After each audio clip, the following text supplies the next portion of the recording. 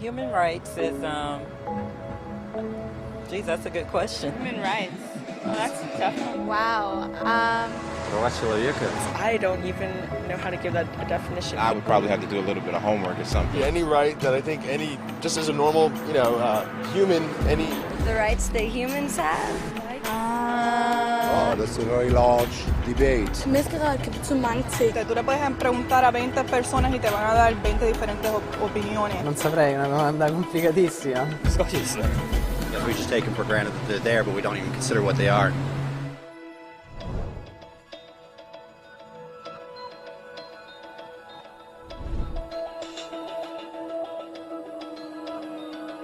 Human rights are the rights you have simply because you're human. It's how you instinctively expect and deserve to be treated as a person, like the right to live freely, to speak your mind, and to be treated as an equal. There are many kinds of rights. Most apply to a certain group. But human rights are the only ones that apply to absolutely everyone, everywhere. That means kids, old people, poor people, basketball players, garbage men, rappers, teachers, Africans, Indians, Albanians, Christians, Muslims, Kabbalists, atheists, your mom, your dad, your next door neighbor, and you all have the exact same human rights. In other words, they're universal. But the question remains, what are they? Name the human rights? What the human rights are? The right to live.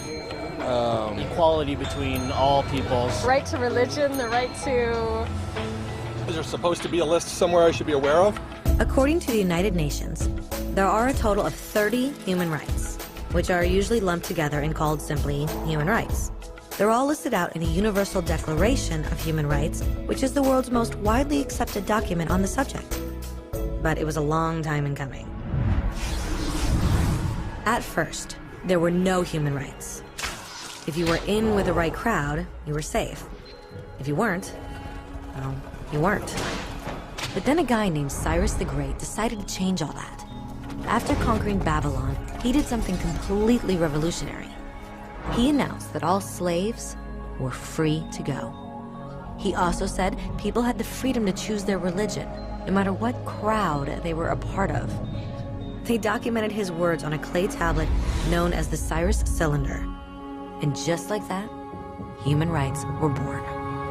The idea spread quickly to Greece, to India, and eventually to Rome. They noticed that people naturally followed certain laws, even if they weren't told to. They called this natural law, but it kept getting